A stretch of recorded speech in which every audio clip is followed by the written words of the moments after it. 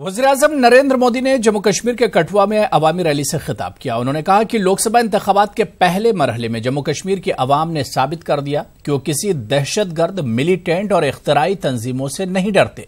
यही वजह है कि इस मरतबा वोटिंग की शरह सबसे ज्यादा रही। पीएम मोदी ने कांग्रेस पर भी निशाना साधा। उन्होंने कहा कि सर्वे रिपोर्ट ने साफ कर दिया है कि इस मरतबा कांग्रेस का खात्मा यकीनी है। जम्मू और बारामूला में भारी मतदान कर आपने आतंकियों के आकाओं, पाक परस अवसरवादियों और निराशा में डूबे महामिलावटियों को एक कड़ा झटका दिया है, कड़ा झटका दिया है। और मैंने 2014 से भी जबरदस्त लहर देखी है। इतने सर्वे आ रहे हैं, सर्वे में एक बात साफ है कि कांग्रेस को जितनी सीटें मिलने की संभावना है, भाजपा को उससे 3 गुनी सीटें मिलने की संभावना है। ये सर्वे वाले कह रहे हैं। और इसलिए अब कांग्रेस का तो बचना मुश्किल है।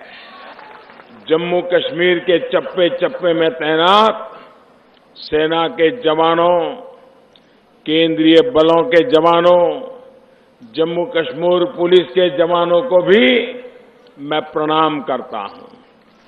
आपकी तपस्या और शौर्य के साथ पूरा राष्ट्र खड़ा है।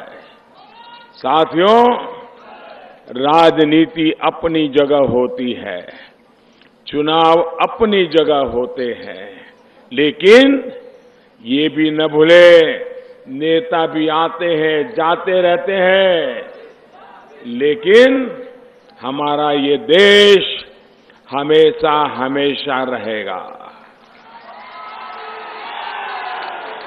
ये देश है तभी राष्ट्र रक्षा का भाव और राष्ट्रवाद है।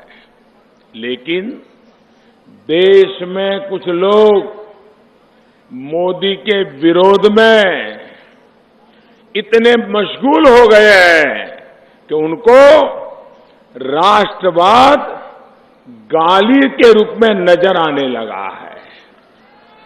महामलावटी और उनके राग दरबारी आए दिन सवाल पूछते हैं कि मोदी राष्ट्र रक्षा की बात क्यों करता है।